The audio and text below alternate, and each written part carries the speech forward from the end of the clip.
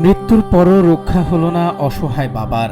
যেখানে সম্পত্তির লোভী সন্তানের কাছে সবথেকে বড়, সেখানে বাবার মৃত্যুতে কি আর আসে যায়? এমনই চিত্র ফুটে উঠল এই দৃশ্যে। কাফনের চাদর ঢাকা বাবার মরদেহের হাত বের করে অনায়াসে আঙ্গুলের ছাপ নিচ্ছে নিজ সন্তান। যে বাবা সারা জীবন কষ্ট করে সন্তানকে নিঃস্বার্থে বড় করলেন, অথচ বাবার বিদায় বেলায় সন্তান খুঁজলেন স্বার্থ। শেষ বিদায়ের দিনও কান্নার কোনো ঠাঁই ছিল না।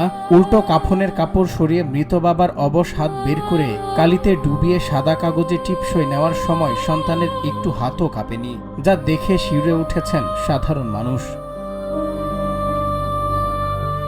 ভারতের উত্তরপ্রদেশের লখনউয়ের খাদাউনহা গ্রামে ঘটেছে এই হৃদয় বিদারক ঘটনা। জানা গেছে ৭৩ বছর বয়সী বাবা ওই সম্পত্তি ভাগ করে যাওয়ার আগেই মারা যান। আর সেই সুযোগে চারপাশে স্বজনরা বসে থাকার মাঝেও ছেলে অন্য একজনের সাহায্যে ঠান্ডা মাথায় বাবার আঙ্গুলের ছাপ নেওয়ার এই মর্মান্তিক কাণ্ড ঘটান।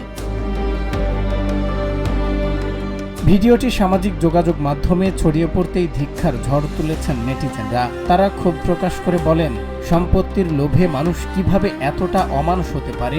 গা শিউরে ওঠা এই অমানুষিক দৃশ্য নজরে আসার পর ইতোমধ্যেই পুলিশ বিষয়টি তদন্ত শুরু করেছে, যা ভারতীয় একাধিক সংবাদ মাধ্যমে প্রকাশ পেয়েছে।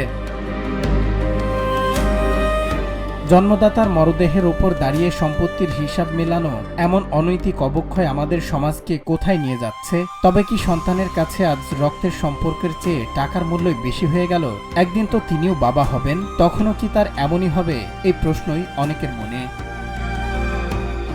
সজল বিশ্বাস, বাংলা টিভি।